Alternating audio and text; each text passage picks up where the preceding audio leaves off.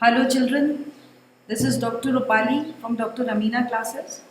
और आज हम थोड़ा सा ट्रैक से अलग चैप्टर कर रहे हैं। लास्ट चैप्टर है अपना 22nd चैप्टर, वो फिजियोलॉजी का है।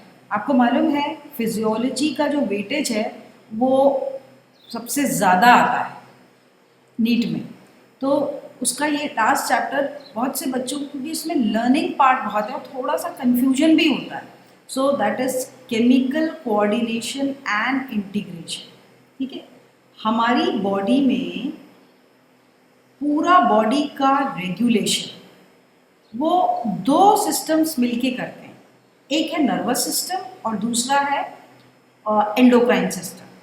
सो न्यूरो एंडोक्राइन सिस्टम बोलते हैं हम लोग इकट्ठा, लेकिन 11th में चैप्टर्स अलग अलग करके ही दिए हैं।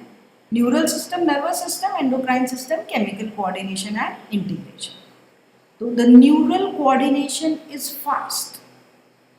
अगर नर्व से ही कोई मैसेज बॉडी में काम भेजना है या कुछ काम करवाना है थ्रू नर्व्स, और जल्दी जाता है थ्रू न्यूरॉन्स।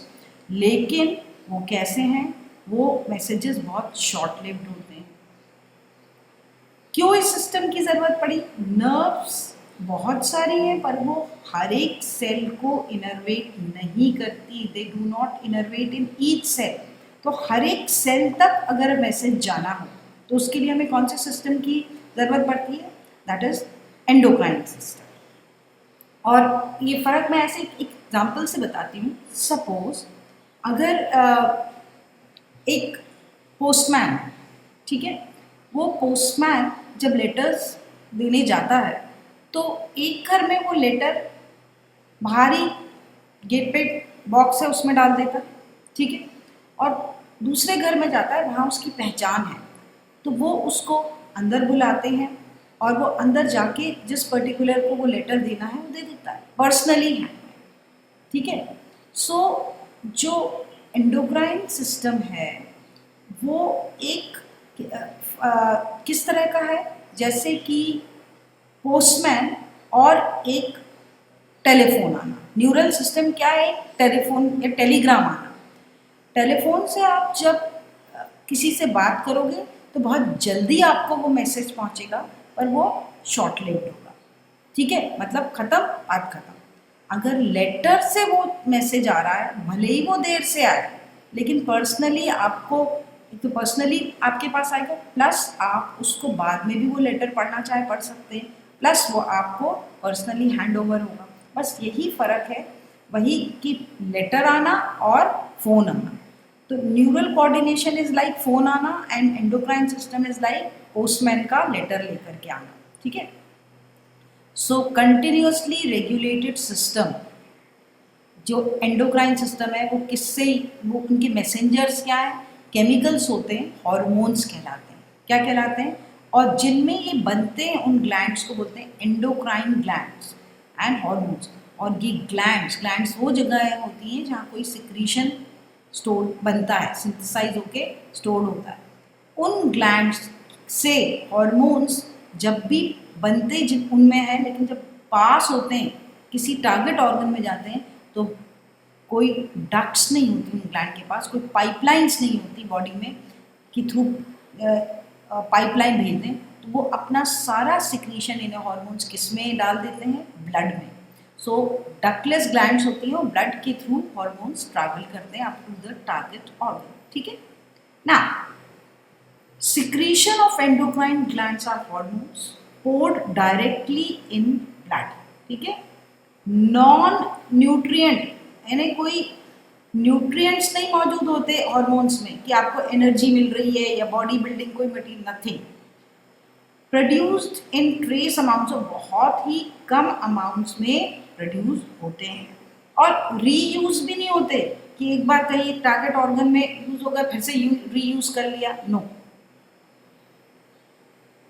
इनको इंटर सेल्यूलर मैसेंजर्स भी बोलते हैं। यू नो इंटर दो सेल के बीच, एक सेल से दूसरे सेल में, एक सेल एंडोक्राइन ग्लैंड्स में प्रोड्यूस हो रहा है, कहीं और की सेल में मैसेज पहुंचाना, तो इंटर सेल्यूलर मैसेंजर्स। अब ह्यूमन एंडोक्राइन सिस्टम में जो एंडोक्राइन ग्लैंड्स हैं हमारी बॉडी में वो कौन सी हैं, तो पहली और मास्टर ग्लैंड जो है वो है हाइपोथैलेमस। हाइपोथैलेमस कहाँ मिलती है? Basal part of the forebrain में, basal part of the forebrain and that is which part? That is diencephalon.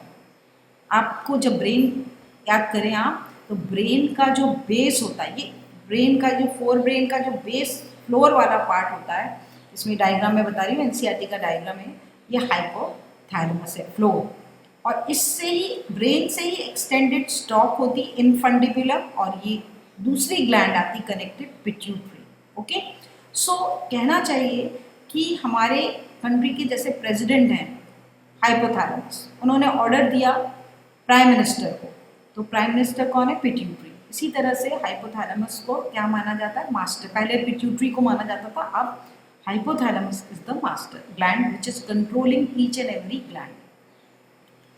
So it is in the basal part of diencephalon, forebrain का part है। Contain group of neurosecretory cells, मतलब nerve cells जिनको nuclei कहते हैं, ये बने। ये neurons की cell body nuclei which produce hormones, regulate and synthesise, दोनों ही काम करते हैं। The secretion of which hormone? Pituitary, मतलब पिट्यूटरी ग्लैंड के हार्मोन्स का सिक्रीशन भी संभालते हैं और उनका regulation. Two types of hormones produced by hypothalamus, कौन से? Releasing hormone and inhibiting hormone. जैसे एक एग्जांपल एनसीईआरटी ने दिया, GnRH, gonadotropin releasing hormone. Gonadotropin releasing, नाम में ही आंसर है, क्या रिलीज करना है? Gonadotropins. Stimulates pituitary to produce gonadotropin. सारे रिलीजिंग हार्मोन कहाँ पहुंचेंगे? पिट्यूटरी पे, और पिट्यूटरी को स्टिमुलेट करेंगे कि वो कुछ रिलीज करे। देन सोमैटोस्टैटिन, ये एक ऐसा हार्मोन का एग्जांपल है हाइपोथैलेमस का जो कि inhibits the release of growth hormone. तो एक एग्जांपल रिलीजिंग का, एक inhibitory. Hormones which control the functions of anterior, देखो दो लोब्स हैं, anterior and posterior. Pituitary reach through portal, बहुत इंपॉर्टेंट पॉइंट है, देखो ये मैंने बनाया, ये पार्ट इज पोर्टल सिस्टम। अब एंटीरियर पिट्यूटरी में जो हॉर्मोन्स बन रहे हैं हाइपोथैलेमस में, they reach here towards anterior pituitary through portal system blood के थ्रू। लेकिन आप देखो पोस्टीरियर पिट्यूटरी में डायरेक्टली न्यूरॉन के एक्सॉन से ही पहुंचता है, ये क्वेश्चन आ सकता है, इंपॉर्टेंट है। Hormones which control functions of anterior pituitary reach portal system and hormones of posterior pituitary is under direct neural regulation. This is important, directly वो नर्व से पहुंचते हैं। अब अभी बताऊंगी कौन से हॉर्मोन्स हैं। हाइपोथैलेमस जो है, हाइपोथैलेमस सिंथेसाइज बाय हाइपोथैलेमस के हॉर्मोन्स हाइपोथैलेमस में सिंथेसाइज होते हैं and transported through axons. Next gland pituitary gland, कौन सी ग्लैंड है? नेक्स्ट क्या है? Pituitary gland. And pituitary gland जो है, it is located in bony cavity called sella turcica. अब ये कैसा है, मैं आपको ये बताती हूँ। Now this is like this, ये फ्लोर है और ये इस तरीके से आया, दो लोब्स हैं। अब this is hypothalamus, okay, hypothalamus, ये पिट्यूटरी का एंटीरियर लोब है और ये पोस्टीरियर लोब। अब ये जो है वो ऐसे पिट्यूटरी पूरा स्कल की बोन में अंदर होता है, इसको बोलते हैं रथ के पाउच, ऐसे जो गड्ढा जैसा बन जाता है बोनी, इसको बोलते हैं रथ के पाउच। और ये बोन इज सेला टर्सिका। दोनों चीज़ें इंपॉर्टेंट है, वो आप now the pituitary is located in bony called sella turcica attached to hypothalamus by a stalk. It is divided into किस में? दूसरे नाम पता होना चाहिए, neurohypophysis. Adenohypophysis is anterior pituitary, neurohypophysis is posterior pituitary. क्योंकि न्यूरो मतलब सीधे नर्व से ही एक्सॉन से ही सिक्रीशंस आ रहे हैं adenohypophysis through portal system, hypophyseal portal system. अब adenohypophysis divided into two parts, pars distalis and pars intermedia. Human में ये पार्स इंटरमीडिया इतना क्लियर नहीं है, फिर भी हम डिस्कस तो करेंगे। एंटीरियर पिट्यूटरी भी बोलते हैं, पार्स डिस्टालिस, अदर नेम्स आपको पता होना चाहिए। पार्स इंटरमीडिया से एक ही हार्मोन रिलीज होता है, मेलानोसाइट स्टिमुलेटिंग हार्मोन MSH, ठीक है। अब एंटीरियर पिट्यूटरी मतलब ये वाला पार्ट इन डिटेल करेंगे, उससे कौन से हार्मोन्स रिलीज होते हैं, इंपॉर्टेंट है, growth hormones GH, prolactin PRL, thyroid stimulating hormone TSH, adrenocorticotropic hormone, full forms आ सकते हैं ACTH, luteinising hormone LH, follicle stimulating hormone FSH. All these hormones are released from anterior pituitary. और neurohypophysis से कौन से होते हैं, also called as pars nervosa, posterior pituitary मतलब पीछे वाला। मिडिल से तो आपको मालूम है मेलानोसाइट स्टिमुलेटिंग एक ही और स्टोर्स एंड रिलीज, स्टोर भी करता है और रिलीज भी करता है पोस्टीरियर वाला।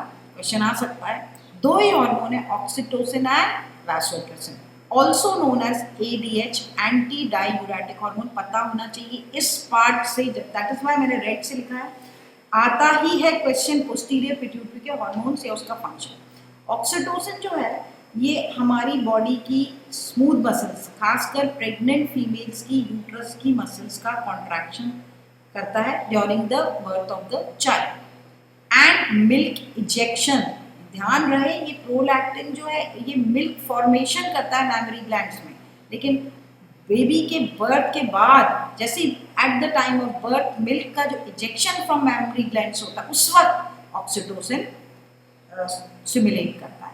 Now vasopressin also known as anti diuretic hormone. Vaso मतलब वर्ड का मतलब होता है वेसल्स, प्रेसिन प्रेस होना।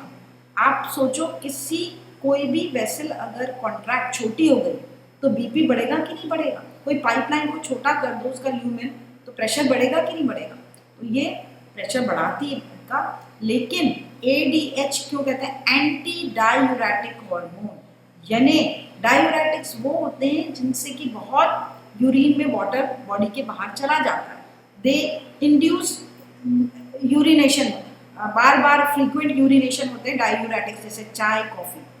ये जो हार्मोन है वो एक्स्ट्रा पानी यानी बॉडी को डिहाइड्रेट होने से बचाता है, एक्स्ट्रा पानी रीअब्सॉर्ब कर लेता है, यूरिन में जाने नहीं ही देता। So it's an anti diuretic hormone also known as vasopressin. और जो किडनी है वो रीअब्सॉर्ब कर लेती है। ADH कैसे वर्क करता है, किडनी में reabsorption of water and water के संग इलेक्ट्रोलाइट्स भी रीअब्सॉर्ब, ठीक है। और कौन सा रीजन है वो किडनी का, ये हम कर भी चुके हैं एक्सक्रीशन में, distal convoluted tubule DCT, so increase BP, ठीक है। और ध्यान रखना अगर ये हार्मोन की कमी हो जाए ADH की तो क्या डेफिशिएंसी डिजीज हो जाती है, डायबिटीज इंसिपिडस। डायबिटीज मिलेटस है शुगर वाली, ये डायबिटीज इंसिपिडस है। लेस ADH से बहुत ज़्यादा अगर ये हो जाए यानी कम ADH रिलीज हो रहा है तो डायबिटीज़ इंसिपिडस हो जाती है बीमारी, जिसमें पानी अब रुकेगा नहीं, ज़्यादा लॉस होता है वाटर का, बहुत यूरिन जो होती है वो हाइड्रेटेड होती है, बहुत ज़्यादा होती है, यूरिन के थ्रू पानी निकल जाता है और डिहाइड्रेशन हो जाता है, बॉडी में पानी की कमी हो जाती है। Clear? So this is what about the vasopressin. Now over कुछ NCERT ने दिए हुए, ओवर सिक्रीशन ऑफ GH यानी ग्रोथ हार्मोन ज़्यादा हो जाए तो उससे क्या हो जाता है, जाइगैंटिज्म, ह्यूज साइज, बोन्स बहुत इलोंगेटेड हो जाती हैं, वो that is gigantism. Then less secretion, stunted growth होती है, ग्रोथ हार्मोन है, that causes dwarfism. Okay, then adults में अगर एक्सेस है, स्पेशली इन मिडिल एज वालों में ग्रोथ हार्मोन एक्सेस हो जाए तो जो एलिमेंट है that is acromegaly, all these names are important. Acromegaly में फेस बहुत बड़ा हो जाता है, डिसफिगर्ड हो जाता है और it may lead to death, okay, अगर उसको ट्रीटमेंट प्रॉपर नहीं हुआ। Then prolactin growth of mammary glands करता है एंड फॉर्मेशन ऑफ मिल्क, दोनों ही काम प्रोलैक्टिन। इजेक्शन इज, ध्यान रखना, at the time of birth of baby is through oxytocin, but production and formation in the glands is through prolactin. Then thyroid stimulating hormones, synthesis and secretion of thyroid hormones from thyroid glands, that is thyroxine वगैरह का synthesis भी और secretion. Then adrenocorticotropic hormone ACTH synthesizes and secretion of steroid hormones. कैसे steroid hormones ये अपन आगे देखेंगे। सारी glands को ये रेगुलेट और संभालता है, दैट इज पिट्यूटरी के हार्मोन्स रेगुलेट करते हैं। ग्लूकोकॉर्टिकॉइड्स, एड्रीनल कॉर्टेक्स के hormones, that is mineralocorticoids, glucocorticoids, sex corticoids, सब स्टेरॉइड नेचर के होते हैं। देन एलएच एंड एफएसएच दोनों को मिलाकर के बोलते हैं गोनाडोट्रोपिन्स, क्योंकि गोनाड्स पे वर्क करते हैं, टेस्टिस और ओवरीज पे। इन मेल्स एलएच जो है वो क्या रिलीज करवाता है, एंड्रोजेंस ग्रुप ऑफ हार्मोन्स, कहाँ से, टेस्टिस से। इंपॉर्टेंट है ये पार्ट, ध्यान रखना। फीमेल्स में एफएसएच एंड एंड्रोजेंस दोनों मिल करके follicle stimulating hormone and androgens regulate, sorry males में दोनों मिल करके स्पर्मेटोजेनेसिस मतलब स्पर्म्स का बनना। फीमेल में एफएसएच क्या करता है, stimulate growth and development of ovarian follicle, मालूम है ना, primary follicle, secondary and Graafian तक बनने में मदद करता है, दैट इज एफएसएच। मेल्स में एफएसएच प्लस एंड्रोजेंस कहाँ से, एलएच द्वारा प्रोड्यूस रेगुलेट स्पर्मेटोजेनेसिस, स्पर्म्स का पूरा डेवलपमेंट। फीमेल्स में एलएच का क्या काम है, इंड्यूसेस ओव्यूलेशन, 14th डे पे जो ओव्यूलेशन होता है, यानी ग्राफियन फॉलिकल मैच्योर जब हो जाए तो ओवरी से बाहर आना is dependent upon LH luteinizing hormone, and maintains the, after release of ovum, it maintains the corpus luteum, that is the disintegrated part of graphian follicle turns into corpus luteum, that is through MS. MSH ये intermediate lobe से melanocyte regulates pigmentation of the skin, हमारे skin का pigmentation। Next gland हम जो करेंगे, तो this was about pituitary के hormones सब पता होना चाहिए। The pineal gland, ठीक है, पीनियल ग्लैंड कहाँ मौजूद है, dorsal side of fore brain, fore brain के डॉर्सल साइड पे। देखो नीचे की तरफ वेंट्रल साइड पे था हाइपोथैलेमस पिट्यूटरी, लेकिन डॉर्सल साइड के फोर ब्रेन पे जो है वो है पीनियल ग्लैंड। और क्या रिलीज करती है हार्मोन, मेलाटोनिन। क्या करता है देखिए, melatonin regulation of a 24 hour diurnal rhythm, day night की साइकिल है ना, वो स्लीप वेक साइकिल। हमको एक पर्टिकुलर टाइम पे नींद आती है, फिर हम जागते हैं, तो हमारे मेलाटोनिन यानी ब्रेन में उसकी पूरी साइकिल सेट होती है, कितने आवर्स स्लीप, कितने के बाद जागे रहना, ये मेलाटोनिन का काम है। Then also regulates metabolism, pigmentation, menstrual cycle, our defence capability, ये सब काम भी पीनियल ग्लैंड थोड़ा बहुत संभालता है। Next comes another gland, thymus. Lobular lobes वाली स्ट्रक्चर होता है, बिटवीन लंग्स यहाँ पर मौजूद है, between lungs, behind sternum, sternum is this bone, उसके पीछे ध्यान रखना, behind sternum on ventral side of aorta. You remember aorta, देखो मैं ऐसे बताती हूँ, ये यहाँ पर सपोज ये हार्ट है, ठीक है ना, तो ये सिस्टमिक एओर्टा है, ओके, और यहाँ से जाता है पल्मोनरी एओर्टा, ओके, दोनों तरफ। सो उसके जस्ट पीछे, बिहाइंड एओर्टा, पीछे की मतलब ऑन द कौन से साइड पे होता है ये, वेंट्रल साइड ऑफ एओर्टा। खुद कहाँ है, स्टर्नम के पीछे, so it's present there. Now यहाँ कहीं, तो मैं दूसरे कलर से बताती हूँ आपको, ये देखिए इधर इसके पीछे की साइड ये लॉब्यूलर है, लॉब्यूल मतलब ऐसे लॉब्यूल्स प्रेजेंट है, ओके, लॉब्यूलर ग्लैंड, क्लियर है। So this was about the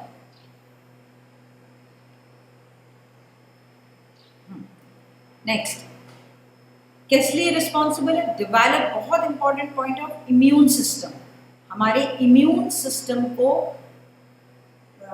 regulate करता है। पेप्टाइड हार्मोन कौन सा रिलीज करता है? थाइमोसिन्स, ग्रुप है थाइमोसिन्स। क्या करते हैं ये हार्मोन? आपको वैसे भी आपने थाइमस पढ़ा हुआ है, आपको लिम्फोइड ऑर्गन पता है। हमारे बॉडी के डिफेंस के लिए बी और टी लिम्फोसाइट्स हैं। सो टी लिम्फोसाइट्स कहाँ पर मैच्योर होते हैं? थाइमस।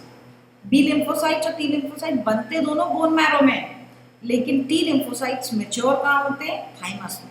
सो डिफरेंशिएट्स टी लिम्फोसाइट्स, और ये किसके लिए रिस्पॉन्सिबल है? T lymphocyte, cell mediated immunity, ठीक है। लेकिन ये कुछ हद तक प्रोडक्शन ऑफ एंटीबॉडीज, मतलब ह्यूमरल इम्यूनिटी में भी थोड़ा सा पार्ट लेता है ये, क्योंकि प्रोडक्शन ऑफ एंटीबॉडीज भी करता है। Thymus is degenerated in old, बहुत इंपॉर्टेंट पॉइंट है। देखो थाइमस ओल्ड, जैसे जैसे एज होती जाती है ओल्ड लोगों में इसका साइज छोटा होता जाता है। ऑब्वियसली साइज छोटा हुआ तो हार्मोन्स भी कम रिलीज होंगे ना, तो decrease production of thymosins. Immune system इसीलिए ओल्ड पर्सन्स में वीक होता है, बहुत जल्दी उनको सर्दी खांसी जुकाम सारी बीमारियां इसलिए लगती हैं। इसलिए तो बोलते हैं कि ओल्ड पर्सन्स को अपने आप को क्यों सर्दी में स्वेटर पहने, हवा में नहीं जाना, क्योंकि उनका इम्यून सिस्टम धीरे धीरे धीरे एजिंग के संग थोड़ा थोड़ा थाइमस की वजह से कम होता जाता है, तो उनको जल्दी बीमारियां लगती हैं बिकॉज ऑफ दिस। क्लियर है?